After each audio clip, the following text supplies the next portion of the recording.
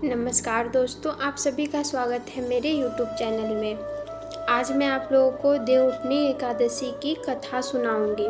अगर आप लोगों को मेरा वीडियो पसंद आए तो सब्सक्राइब ज़रूर करें और शेयर ज़रूर करें मेरे वीडियो को। तो चलिए हम शुरू करते हैं। देवउठनी एकादशी की कथा दो प्रमुख प्रसंगों पर आधारित है। एक में राजा की परीक्षा ली जाती है और दूसरे में लक्ष्मी जी की आज्ञा पर भगवान विष्णु योग निद्रा में चले जाते हैं। राजा की कथा में एकादशी के व्रत के महत्व को दर्शाने के लिए राजा एक गरीब व्यक्ति की परीक्षा लेता है, जो बताता है कि केवल फलाहार से उसका पेट नहीं भरता है और वह भूखा रह जाता है, लेकिन बाद में भगवान विष्णु स्वयं आकर भोजन करते हैं। दूसरी कथा में लक्ष्मी जी की बात सुनकर भगवान विष्णु 4 महीने के लिए शयन करते हैं, जो भक्तों के लिए बहुत शुभ माना जाता है। तो चलिए देवउठनी एकादशी की पहली कथा राजा की परीक्षा हम शुरू करते हैं।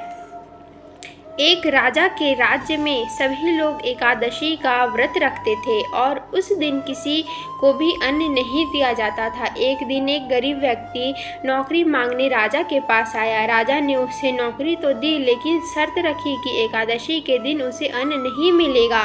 गरीब व्यक्ति ने यह बात मान ली, पर एकादशी को फलाहार से उसका पेट नहीं भरा। वह राजा के पास गया और अन्न मांगा तो राजा ने उसे शर्त याद दिलाई और गरीब व्यक्ति ने कहा कि वह भूख से मर जाएगा। राजा ने उसे आटा, दाल और चावल दे दिया और उसने नदी किनारे भोजन बनाया और भगवान को भोजन के लिए बुलाया।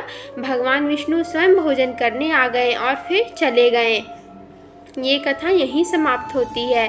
अब हम देवउठनी एकादशी की दूसरी कथा प्रारंभ करते हैं, जो है लक्ष्मी जी की आज्ञा। एक समय लक्ष्मी जी ने भगवान विष्णु से कहा कि वे दिन रात जागते रहें और सो जाते हैं तो लाखों करोड़ों वर्षों तक सोते रहते हैं, इसीलिए वे नियम से हर वर्ष कुछ समय के लिए योग निद्रा में शयन करें।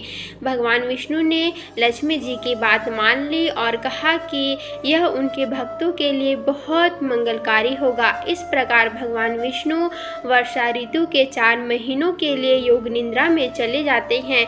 उसे देवउठनी एकादशी के दिन ही उठते हैं। व्रत का महत्व क्या है?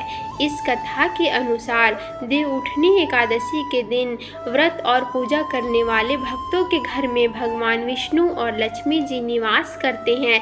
यह व्रत भक्तों को पुण्य प्रदान करता है और उनके जीवन में सुख समृद्धि लाता है।